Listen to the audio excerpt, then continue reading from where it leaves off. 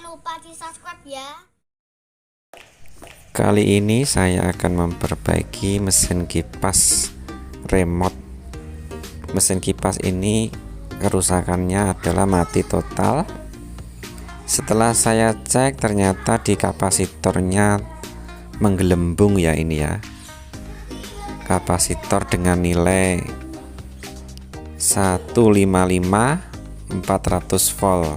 Ini dengan posisi menggelembung. Kita lepaskan dulu untuk kapasitornya.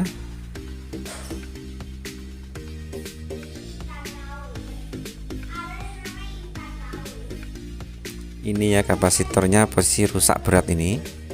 Ini dengan nilai 155/400 volt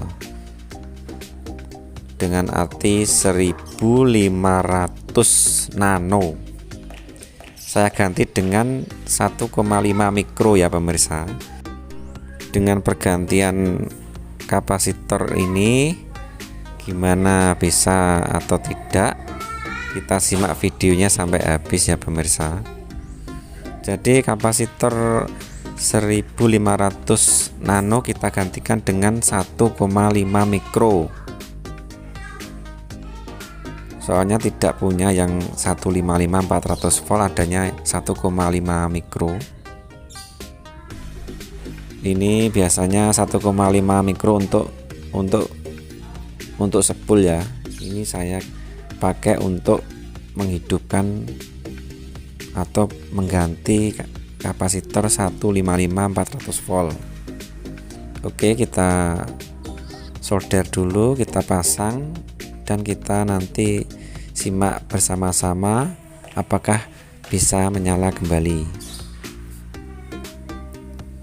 Oke, kita coba dulu ya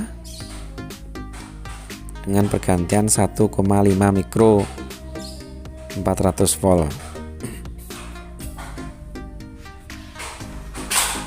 Ini ya alhasil kipas kembali menyala lagi ya pemirsa.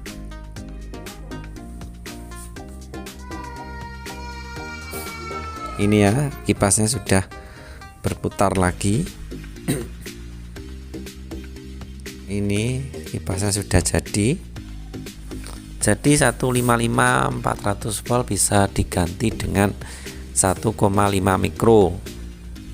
Jadi teman-teman apabila mempunyai masalah kipas mati total, kipas remote yang rusak bagian itu, bagian kapasitornya, bisa diganti dengan 1,5 mikro. Oke pemirsa, sekian dulu dari saya. Semoga tutorial kali ini bermanfaat bagi teman-teman semua, dan jangan lupa subscribe, like, komen. Oke ya pemirsa, terima kasih.